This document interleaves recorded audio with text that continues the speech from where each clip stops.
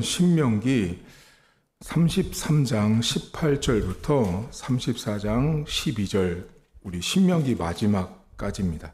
34장까지에서 오늘 신명기가 끝이 나는데요. 신명기 33장 18절부터 34장 12절까지의 말씀입니다. 스불론에 대하여는 일러스되, 스불론이여 너는 밖으로 나감을 기뻐하라. 이사가리여 너는 장막에 있음을 즐거워하라. 그들이 백성들을 불러 산에 이르게 하고 거기에서 의로운 제사를 드릴 것이며 바다의 풍부한 것과 모래에 감추어진 보배를 흡수하리로다. 갓에 대하여는 일러스되, 갓을 광대하게 하시는 이에게 찬송을 부를지어다. 갓이 암사자같이 엎드리고 팔과 정수리를 찢는도다. 그가 자기를 위하여 먼저 기업을 택하였으니 곧 입법자의 분깃으로 준비된 것이로다. 그가 백성의 수령들과 함께 와서 여호와의 공의와 이스라엘과 세우신 법도를 행하도다. 단에 대하여는 일러스되, 단은 바산에서 뛰어나오는 사자의 새끼로다. 납달리에 대하여는 일러스되, 은혜가 풍성하고 여호와의 복이 가득한 납달리여 너는 서쪽과 남쪽을 차지할지로다. 아셀에 대하여는 일러스되, 아셀은 아들들 중에 더 복을 받으며 그의 형제들에게 기쁨이 되며 그의 발이 기름에 잠길지로다. 내 문빗장은 철과 놋이 될 것이니 내가 사는 날을 따라서 능력이 있으리로다. 여수론이여 하나님 같은 이가 없도다. 그가 너를 도우시려고 하늘을 타고 궁창에서 위엄을 나타내시는도다. 영원하신 하나님이 내 처소가 되시니 그의 영원하신 팔이 내 아래에 있도다. 그가 내 앞에서 대적을 쫓으시며 멸하라 하시도다. 이스라엘이 안전히 거하며 야곱의 샘은 곡식과 새 포도주의 땅에 홀로 있나니 곧 그의 하늘이 이슬을 내리는 곳에로다. 이스라엘이여 너는 행복한 사람이로다. 여호와의 구원을 너같이 얻은 백성이 누구냐? 그는 너를 돕는 방패시오 내 영광의 칼이시로다. 내 대적이 내게 복종하리니 내가 그들의 높은 곳을 밟으리로다. 모세가 모압 평지에서 느보산에 올라가 여리고 맞은편 비스가 산꼭대기에 이르매 여호와께서 길앗 온 땅을 단까지 보이시고 또 온 납달리와 에브라임과 므낫세의 땅과 서해까지의 유다 온 땅과 네겝과 종려남의 성읍 여리고 골짜기 평지를 소알까지 보이시고 여호와께서 그에게 이르시되, 이는 내가 아브라함과 이삭과 야곱에게 맹세하여 그의 후손에게 주리라 한 땅이라. 내가 내 눈으로 보게 하였거니와 너는 그리로 건너가지 못하리라 하시매, 이에 여호와의 종 모세가 여호와의 말씀대로 모압 땅에서 죽어 벳부월 맞은편 모압 땅에 있는 골짜기에 장사되었고 오늘까지 그의 묻힌 곳을 아는 자가 없느니라. 모세가 죽을 때 나이 120세였으나 그의 눈이 흐리지 아니하였고 기력이 쇠하지 아니하였더라. 이스라엘 자손이 모압 평지에서 모세를 위하여 애곡하는 기간이 끝나도록 모세를 위하여 30일을 애곡하니라. 모세가 눈의 아들 여호수아에게 안수하였으므로 그에게 지혜의 영이 충만하니 이스라엘 자손이 여호와께서 모세에게 명령하신 대로 여호수아의 말을 순종하였더라. 그 후에는 이스라엘에 모세와 같은 선지자가 일어나지 못하였나니 모세는 여호와께서 대면하여 아시던 자요, 여호와께서 그를 애굽 땅에 보내사 바로와 그의 모든 신하와 그의 온 땅의 모든 이적과 기사와 모든 큰 권능과 위엄을 행하게 하시매 온 이스라엘의 목전에서 그것을 행한 자이더라. 아멘. 신명기 성경이 오늘까지 이제 마치게 되는데요. 오늘 성경에 보시면 모세가 죽습니다. 각 지파별로 모세가 하나님께서 축복할 것을 말씀하신 이후에 모세가 죽는데, 오늘 좀 흥미로운 것은 뭐냐면 모세가 죽을 때 120살입니다. 자, 120세에 죽는데 그 죽을 때의 모세를 어떻게 표현했냐면 34장 7절에 눈도 흐리지 않고 기력도 쇠하지 않았다고 합니다. 그럼 여러분 안에 질문이 드셔야 돼요. 목사님, 눈도 흐리지 않고 기력도 쇠하지 않았으면 더 살아야 하는 거 아닌가요? 맞죠. 이 성경을 우리가 그냥 지나치듯 읽다 보니 모세는 120살에 죽었는데 죽을 때도 이렇게 기력도 쇠하지 않고 눈도 흐리지 않았다라고 생각하지만 상식적으로 보면 기력이 쇠하지 않았으면 죽지 않아야 되는 거죠. 더 살아서 더 하나님의 일을 해야 되는 건데 성경은 120살에 하나님이 모세를 부르신 것입니다. 다시 말해서 이 신명기 성경이 모세의 죽음을 기록하면서 의도한 것이 있습니다. 그것이 뭐냐면 하나님의 일이라는 것은 나이로 세월로 하는 것이 아니라 사명을 따라 하는 것임을 모세가 죽을 때의 모습을 통해서 알려줍니다. 하나님의 일이라는 것은 나이가 120살이 됐는데 기력이 쇠하지 않았다는 건 튼튼했다는 거예요. 더 할 일이 있었음에도 불구하고 인간적으로 보면 그런데 하나님이 보실 때는 모세의 사명은 여기까지였습니다. 그래서 여기 본문에 보시면 모세로 하여금 온 땅을 다 보여주죠. 하지만 모세는 들어가지 못합니다. 모세는 여기까지가 모세의 사명이었던 거죠. 여러분, 교회에서 우리가 신앙생활 하는 것은 내가 하나님의 일을 섬기는 것은 나이로, 세월로, 경력으로, 직분으로 하는 것이 아닙니다. 하나님의 일은 하나님이 각자 인생에게 주신 사명이 있습니다. 그 사명을 따라서 하는 일이 하나님의 일입니다. 우리가 교회에 와서 모세를 보면 기력이 쇠하지 않았으니 더 많은 일을 해야 될 것 같은데 하나님이 부르시거든요. 바꿔 말하면 여러분이 지금 살아있다. 하나님이 아직 우리를 부르지 않았다라는 건 아직 할 사명이 너무너무 많다라는 거죠. 우리가 교회 안에서 어떤 일을 하고 있는 것은 하나님이 우리에게 주신 사명을 따라서 하고 있다는 걸 잊지 않으셔야 됩니다. 더불어서 교회에서 여러분 사명을 하다 보면 모세를 가만히 보시면 사람들이 모세에게 어떻게 했는지 아세요? 돌로 쳐 죽이려고 그랬거든요. 그러니까 모세라는 지도자가 이스라엘 백성들을 40년 동안 이끌어오면서 고난도 환난도 아픔도 상처도 무진장 많은 사람이 모세였어요. 근데 그 모세가 그 하나님의 일을, 그 사명을 감당하는 데 있어서 다 순적하고 쉬운 일만 있던 것이 아니라는 거죠. 그럼에도 불구하고 그 일을 감당할 수 있었던 것은 모세여서가 아니라 그가 받은 사명 때문에 그 길을 걸을 수 있었다라는 것입니다. 여러분, 우리가 교회 안에서 저는 목회자로, 여러분은 또 각자의 역할에서 그 하나님의 일을 감당할 때 사명을 따라 일하는 것입니다. 교회 안에서는 보통 좀 이상한 교회들이 막 나이를 따지고 직분을 따지고 이런 걸 따지는데 교회는 그런 곳이 아닙니다. 교회는 각자 하나님이 주신 사명이 있습니다. 우리 교회의 사명이 있고요. 저의 사명이 있고 여러분의 사명이 있습니다. 내가 지금 오늘 숨을 쉬고 살아서 예배를 드리고 하나님 말씀을 읽고 묵상하고 있고 내가 전도하고 있고 내가 뭔가 봉사하고 있다면 내가 우리 교회에서 해야 될 사명이 있구나. 내가 지금 사명이 있어서 하나님이 나를 쓰고 있구나라고 생각하시면 됩니다. 그럼 목사님, 저 오늘 죽어서 하나님이 부르시면 제 사명이 끝난 거예요? 네, 맞습니다.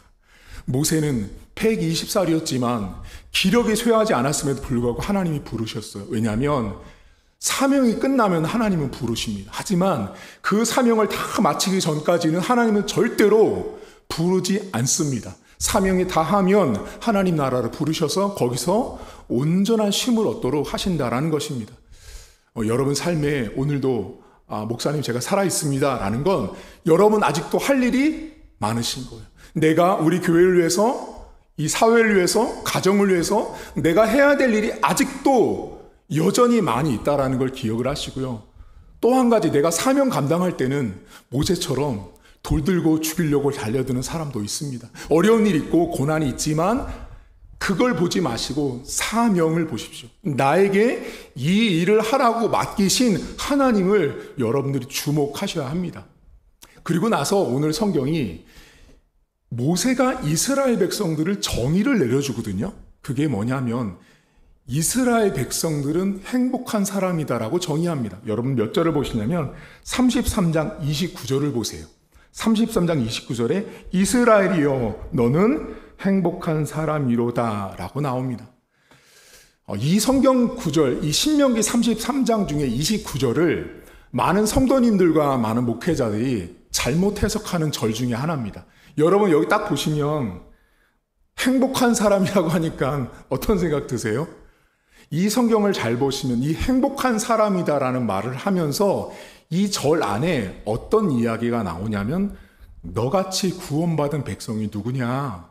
너같이 구원받은 백성이 누구겠냐라고 이야기를 하고 있어요. 다시 말하면 본문의 행복한 사람이라는 것은 구원받은 것과 연결되어 있는 거예요. 다시 말해서 이 본문에 이스라엘이여 너는 행복한 사람이라고 말할 때 되게 유물사관으로 바라보시면 안 돼요. 바꿔 말하면 뭐 돈이 많거나 출세하거나 성공하거나 해서 내가 행복한 게 아니라 내가 가장 큰 행복, 하나님 백성에게 가장 큰 행복은 내가 구원받은 거예요. 내가 구원받은 것이 가장 큰 행복이어야 한다라는 거예요. 그럼 스스로에게 여쭤보세요. 나는 정말 지금 행복한가? 내가 지금 행복한 기준이 구원이 아니고 여러분, 예를 들면 어떤 내 기분 상태, 내 감정 상태, 내 물질, 내 어떤 배경, 내 자녀들, 내 가정일 때문에 내가 행복했다가 행복하지 않았다 하는 것은 진짜 신앙인답지 못한 행동이라는 거죠. 진짜 신앙인은 그 행복감이 구원에 있어요, 구원. 내가 하나님의 백성으로 구원받았다는 것에 대한 기쁨과 감사가 행복의 기준인 거예요. 근데 신앙인들이 교회가 행복의 기준이 뒤바뀌어 있어요. 행복의 기준이 뭐예요? 교회가 엄청 부흥하고 우리 목사님이 엄청 유명해지고 우리 교회에서 막 출세하는 사람들이 많이 나오면 행복한 거예요? 일면에서는 행복하지만 성경이 말하는 행복은 그런 행복을 말하지 않습니다. 특별히 이 본문에 행복이라는 에쉐르라는 히브리어가 쓰이거든요. 이 에쉐르라는 히브리어 뜻은 원래가 똑바로 걸어가다라는 뜻이에요. 히브리어 사전 1번 뜻이 똑바로 걸어가다라는 뜻이 행복이에요. 그럼 왜 히브리 사람들이 이 행복을 똑바로 걸어가는 것이라고 표현했을까요? 간단합니다. 진짜 행복이라는 건 뭐냐면 하나님께서 원하시는 길, 하나님이 정해주신 길을 똑바로 걸어가는 사람이 세상에서 가장 행복한 사람이라는 거예요. 그 첫 번째가 사실은 구원이죠. 하나님이 만들어 놓은 구원의 길을 걸어가는 사람만이 행복이다라고 말을 합니다. 여러분들은 어떤 길을 걷고 계십니다. 여러분들이 어떤 길을 걷고 계시냐에 따라서 제가 보면 행복의 기준이 막 뒤바뀌는 것 같아요. 내가 세상 길을 따라가잖아요. 세상 길을 잘 따라가면 행복이 있을 것 같지만 열심히 따라가다 보면 실망하고 좌절합니다. 우리의 행복은 하나님께서 정해놓은 길을 곧게 올바르게 그 길을 따라가는 것이 진짜 행복이라는 것을 잊지 않으셔야 합니다. 우리가 자꾸만 세상의 길을 걸어가려고 해요. 하나님께서 우리에게 만들어주신 길을 걷지 않고 말씀의 길을 걷지 않고 예배의 길을 걷지 않고 우리가 하나님의 길보다 세상의 길을 더 많이 걸으려고 해요. 그러다 보니까 거기 가면 행복이 있는 것처럼 따라가지만 하나님은 거기에 절대 하나님 백성에게 행복을 주시지 않습니다. 하나님 백성의 진짜 행복은 구원받음에 있습니다. 내가 하나님의 백성으로 살고 있는 것, 내가 하나님의 자녀라는 그 사실에서 오는 기쁨으로 걷게 하시고 그 안에서 얻게 하신 행복이 있다라는 것입니다. 여러분 오늘 두 가지를 기억하십시오. 모세가 120살에 죽었지만 사명 따라 죽은 사람이었습니다. 나이 따라서 경력 따라서 직분 따라서 하나님의 일을 하는 것이 아니라 사명 따라서 하나님의 일을 한다라는 걸 꼭 기억하셔야 합니다. 내가 오늘 숨쉬고 살아있다라면 여러분은 지금 사명이 있는 것입니다. 두 번째로 여러분의 행복의 기준이 세상을 따라가는 길이 아니셔야 합니다. 진짜 행복한 사람이라는 것은 1차적으로 내가 구원받은 하나님의 백성이라는 사실, 그리고 하나님께서 이미 정해놓은 말씀의 길, 예배의 길, 그런 길을 따라갈 때만 하나님이 원하는 행복한 삶을 살 수 있다는 걸 기억하시고, 너무 많이 자꾸만 세상에서 말하는 행복의 기준으로 여러분의 행복을 갖다 맞추지 마세요. 그건 행복이 아닙니다. 행복을 둔갑한, 행복으로 위장된 행복이지, 성경이 말하는 행복은 구원의 길을 따라가는 인생입니다. 오늘도 사명 따라 하루를 살아가시고요. 오늘도 하나님이 곧게 걸어가라고 하신 여러분이 받은 그 구원의 길에 감사하는 하루가 되었으면 좋겠습니다. 하나님 아버지, 모세가 신명기 성경을 마무리하면서 120살에 죽었습니다. 근데 성경은 그가 육체적으로 보면 죽지 않아도 될 만큼 튼튼했음을 분명히 기록합니다. 그럼에도 하나님께서는 그를 부르셨습니다. 왜냐하면 사명을 다했습니다. 하나님의 백성은 사명을 따라서 일하는 자들입니다. 교회 안에서 내가 얼만큼, 내가 어느 정도의 일을 했냐가 중요한 것이 아니라 하나님이 나에게 사명을 준 사람인가? 내가 이 교회 안에서, 내가 하나님 나라에서 난 어떤 사명을 받아서 지금 살고 있는가? 그것을 분명하게 믿음으로 고백하는 자들만이 하나님께서 정해놓은 길을 걸을 수 있습니다. 하나님, 오늘도 우리는 내가 정해놓은 길을 따라가다 보면 구원의 길이 아닌, 내가 구원받은 백성으로서의 정체성이 아닌 세상의 길을 따라가다 보면 엉뚱한 곳에 가서 행복의 기준을 발견하고 여기가 행복이라고 사람들에게 전파하지만 결국 거기는 행복이 없습니다. 하나님, 신앙인에게 행복은, 가장 큰 행복의 출발은 내가 구원받은 백성이라는 것입니다. 하나님, 오늘도 우리가 정말로 그 구원받은 것 때문에 행복합니까? 내가 정말로 구원받은 백성이기 때문에 행복합니까? 내가 하나님의 자녀이기 때문에 지금 행복해서 어쩔 줄 몰라 하는 모습으로 오늘 하루를 출발합니까? 하나님, 우리의 행복의 기준과 출발이 내 감정에 따라서, 내 느낌에 따라서, 상황에 따라서, 사람에 따라서, 물질에 따라서, 환경에 따라서 내 행복의 기준이 뒤바뀌고 있는 우리의 좁디 좁은 마음들, 우리의 편협한 마음들, 그것이 우리의 본체고 우리의 진실임을 주님 앞에 고백합니다.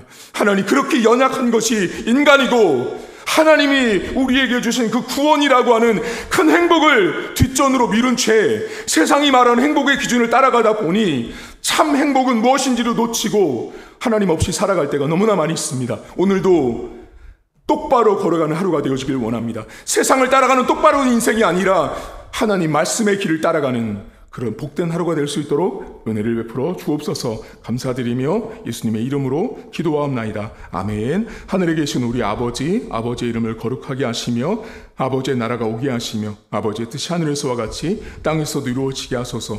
오늘 우리에게 일용할 양식을 주시고 우리가 우리에게 잘못한 사람을 용서하여 준 것 같이 우리 죄를 용서하여 주시고 우리를 시험에 빠지지 않게 하시고 악에서 구하소서. 나라와 권능과 영광이 영원히 아버지의 것입니다. 아멘.